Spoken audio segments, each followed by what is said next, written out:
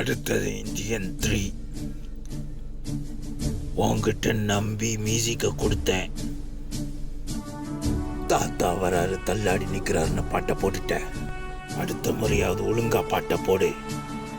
என் ரசிகர்கள் எல்லாம் கதறி அழுகுறாங்க. என்ன நாக்கு புடுக்கிற மாதிரி கேட்குறானுங்க. அடுத்த வாட்டியும் ஒழுங்கா வரலன்னா நானே சொந்தமா இசையமைச்சு உன்னை கதற விட போறேன்.